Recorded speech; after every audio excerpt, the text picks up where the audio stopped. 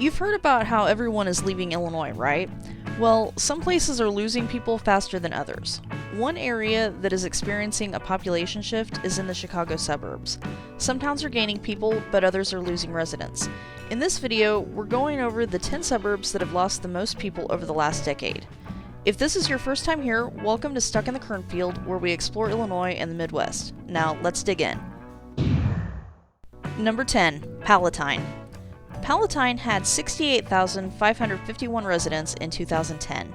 Based on the census estimates for 2019, they were down to 67,482, which was a drop of 1,069 people, or 1.6% of their population.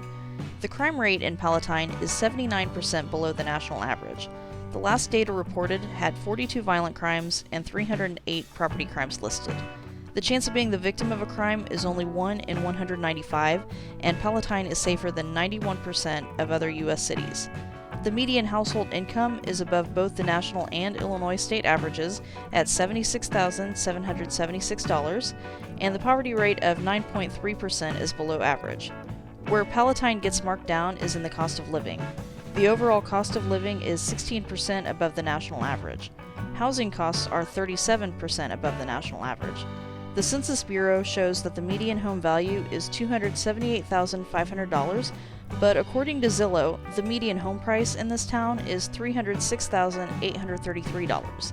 Zillow also shows that they are predicting a 6% increase in home prices within the next year, so it looks like maybe people are leaving because it's becoming too expensive to live there. Number 9. Calumet City. Calumet City went from having a population of 37,116 in 2010 to 35,913 in 2019, for a decrease of 1,203 residents, or 3.2%. I actually had a viewer leave a comment on one of my other videos about how much this town sucks, and after reviewing the data, it seems like he was right. The crime rate is 36% above the national average. They reported 186 violent crimes and 1,040 property crimes. There is a 1 in 30 chance of becoming the victim of a crime, and it is safer than only 18% of other U.S. cities. The job market isn't doing so great either. The median household income is below the state and national averages at $42,653, and the poverty rate is 18.9%. The unemployment rate is more than twice that of the national average. The average commute time is 37 minutes, so it looks like people are traveling outside of city limits to find work. The school system also has issues. Their test scores are 75% below the national average, so that explains why only 86.6% of the people over the age of 25 have a high school diploma. Only 17.5% have a bachelor's degree. The cost of living seems to be the only bright spot in Calumet City. It is 4% below the national average, and housing costs are 32% below the average, with the median home sales price at $108,753. Number 8. Mount Prospect. Mount Prospect lost 1,318 residents over the course of the last decade. In 2010, they had a population of 55,037, and by 2019, they were down to 53,719, for a 2.4% decrease. The residents of Mount Prospect earn more than the national and state average, with a median household income of $73,652. The poverty rate is well below average at 5.8%. The unemployment rate is also below average. The crime rate is 63% below the national average. They reported only 29 violent crimes and 464 property crimes in the last year on file. Mount Prospect is safer than 81% of the cities in the U.S., and the chance of being the victim of a crime is 1 in 110. So it's a safe town, and people there have a decent income, but the cost of living is 18% above the national average. Housing costs are 43% above the national average, with the median home sales price at $327,209. 69.2% of the homes are occupied by the owner. The 30.8% who rent pay an average of $1,100 per month. Number 7. Schaumburg. Schaumburg lost 1.8% of its population, going from 74,233 in 2010 down to 72,887 in 2019. That's a decrease of 1,346 residents. Schaumburg gets high marks in a lot of categories, but they get graded down on cost of living. The overall cost of living is 14% higher than the national average, and housing costs are 28% above the national average. The median home sales price is $295,144, and that is projected to increase by 5.8% within the next year. 62.5% of the homes are occupied by the owner. The 37.5% who rent pay an average of $1,400, so it would be expected that they have an income that is above average. The median household income is $79,740, which is about $16,000 more than the Illinois average. The unemployment rate is better than average at 3.8%, as is the poverty rate of 6.6%. Schaumburg also has decent schools. Their test scores are 27% above the national average, and 94.3% of the residents over 25 have graduated from high school. 48% have obtained a bachelor's degree. Schaumburg is also relatively safe. Their violent crime rate is 74% below the national average. The chance of being the victim of a crime is 1 in 48, and it is safer than 57% of U.S. cities. Number 6. Oak Lawn. Oak Lawn went from having a population of 56,690 in 2010 down to 55,022 in 2019. That's a decrease of 1,668 residents, or 2.9% of their population. Starting with the good things about this town, it has a low crime rate. It's 34% below the national average. They reported 83 violent crimes and 826 property crimes. The chance of being a victim of a crime is 1 in 61, and Oak Lawn is safer than 64% of U.S. cities. Now, on to the bad. The schools could be better. Their test scores are 36% below the national average, and 10.5% of the residents who are over the age of 25 don't have a high school diploma. The job market could also be better. The median household income falls below the Illinois average, but above the national average at $62,455. The poverty rate is 10.6%, and the unemployment rate is 5.5%. The cost of living is 6% above the national average. Housing costs are 3% above the national average, with a median home sales price of $226,503. 63.8% of the homes are occupied by the owner. The remainder who rent pay an average of $1,023.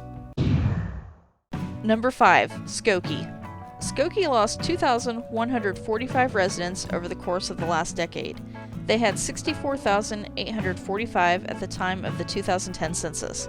They now have an estimated 62,700 people living there, so they have lost 3.3% of their population. The median household income in Skokie is above both the state and national averages at $74,272. Their poverty rate is also better than average at 8.8%, and the unemployment rate is 4.2%. Crime in Skokie is a mixed bag.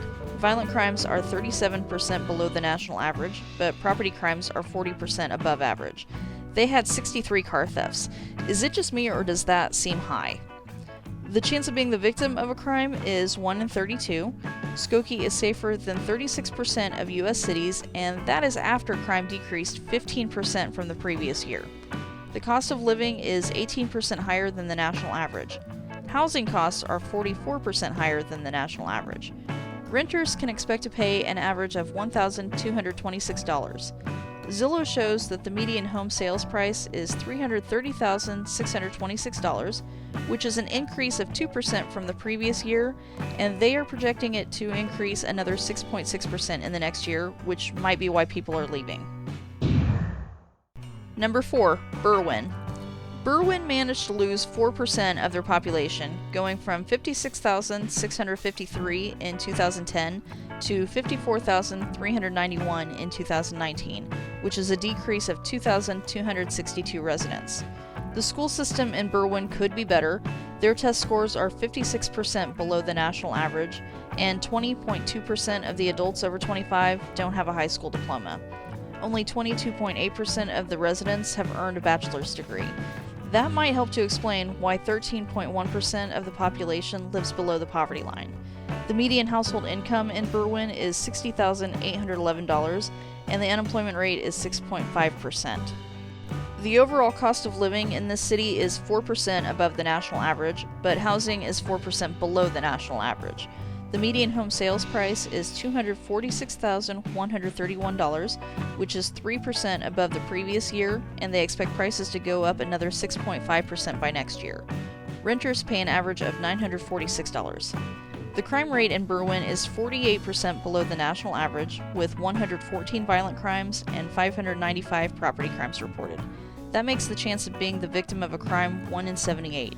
Berwyn is safer than 39% of U.S. cities. Number 3. North Chicago.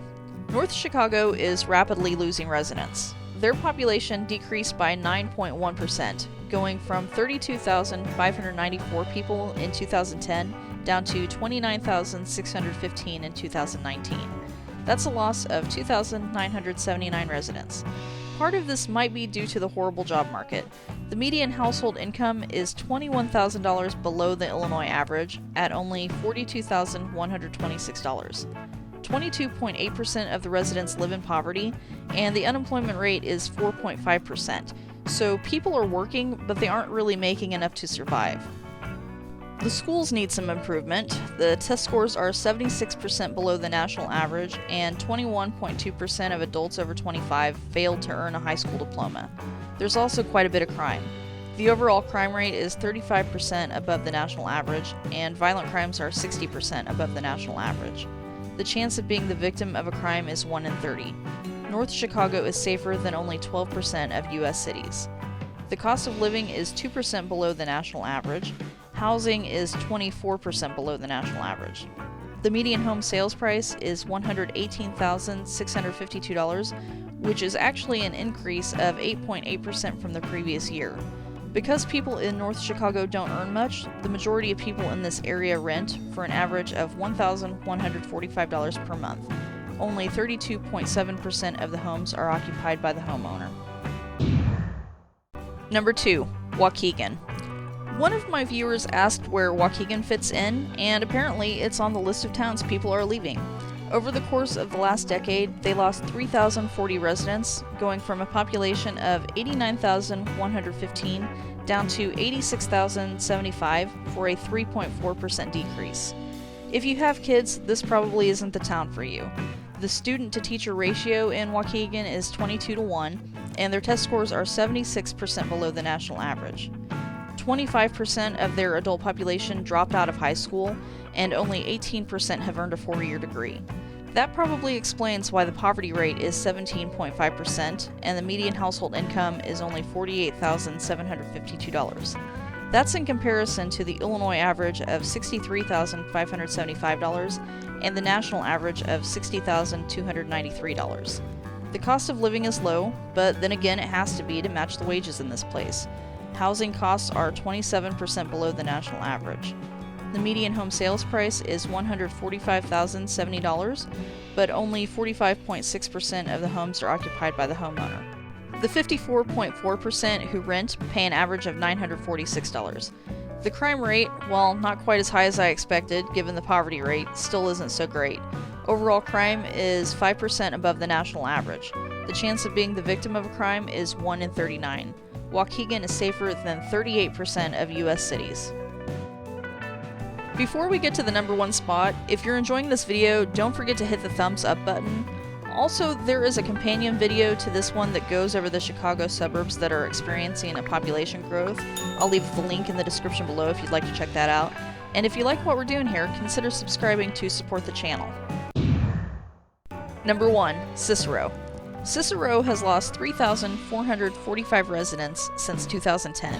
At that time, they had a population of 84,241. The last estimates put their population at 80,796, so they have decreased by 4.1%. The overall cost of living in Cicero is 2% below the national average. However, home prices have been rising rapidly over the last few years. The median home sales price is $208,344, which is a 5.7% increase from the previous year. They're projecting the sales price to increase another 7.4% in the coming year. In addition to that, the job market is weak. The median household income is only $47,487, and 18.2% of the residents live below the poverty line. The unemployment rate is above the national average at 6.5%. The schools in Cicero are just awful. The student-to-teacher ratio is 19 to 1. The test scores are 73% below the national average. Only 61.9% of the adults in this town have graduated from high school, and only 8.4% have completed college, which explains the low income and high poverty. The crime rate isn't as bad as I expected it to be, with the other stats being as horrible as they are. The crime rate is 9% below the national average, and the chance of being a victim of a crime is 1 in 45.